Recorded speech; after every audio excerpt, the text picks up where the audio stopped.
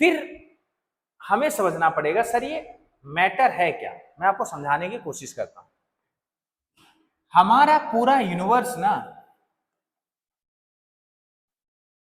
दो चीजों से मिलकर बना है, एक तो मैटर, दूसरा एनर्जी। मतलब पूरे यूनिवर्स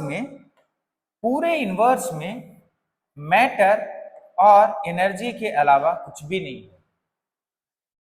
एनर्जी मींस जिसमें मास नहीं होता है, मैटर में मास होता है। तो मैटर हम किसको मानेंगे? Anything which has a mass and occupy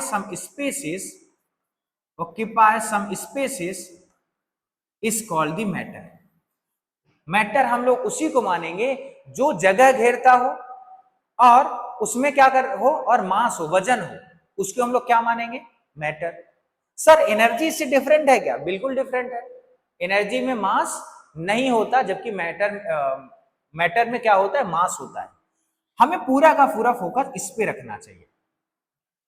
तो अगर मैं बोलूं कि सर एनर्जी को साइड करते हुए everything is made up by the matter, मतलब हर एक चीज को हम लोग मैटर बोल सकते हैं। सर ये मार्कर क्या है? मैटर है। हम क्या है? मैटर है। ये बोर्ड क्या है? मैटर है। यस, सब कुछ क्या है? मैटर है। तो इस मैटर को हमें समझना पड़ेगा थोड़ा ब्रीफली। तो चलते हैं, समझते हैं मैटर ये है क्या। तो देखते हैं मैटर क्या है। तो मैटर को हम लोग मानते हैं जो भी चीजें स्पेस ऑक्यूपाई करता है और मास होता है, उसको हम लोग क्या बोलते हैं? मैटर। और पूरा का पूरा मैटर किससे मिलकर बना होगा? एटम से। एटम नया शब्द नहीं है, 9 से आप पढ़ते आ रहे हो, फिर भी एटम, एटॉमिक स्ट्रक्चर हमारा चैप्टर 2 है, उसको भी डिटेल से पढ़ेंगे तो एटम के बारे में सब जानकारी आपको मिल जाएगी। मतलब जो भी चीजें हैं जिनके पास क्या होगा? मास होगा, जो क्या होंगे? स्पेस ऑक्यूपाई करेंगे, उन सबको क्या मानेंगे? मैटर। फॉर एग्जाम्पल सर हवा मैटर है क्या?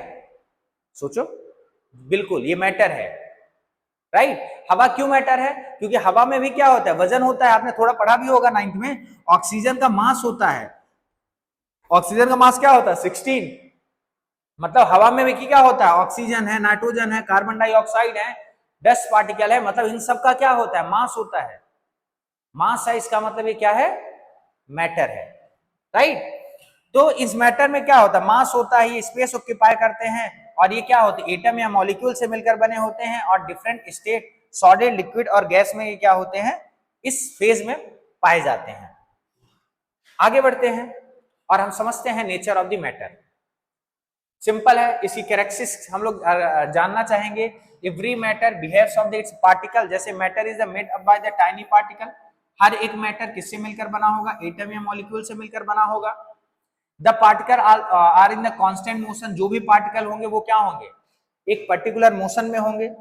There are a space between the particles. इन पार्टिकल्स के बीच में क्या होगा? स्पेस। डोंट वरी, ये सारे पॉइंट्स ना हम थोड़े आगे जाएंगे, जब स्टेट ऑफ मैटर पढ़ेंगे वहां पे दिखेंगे। The particle attract each other. ये पार्टिकल आपस में क्या करते होंगे? एक दूसरे को अट्रैक्ट करते हैं।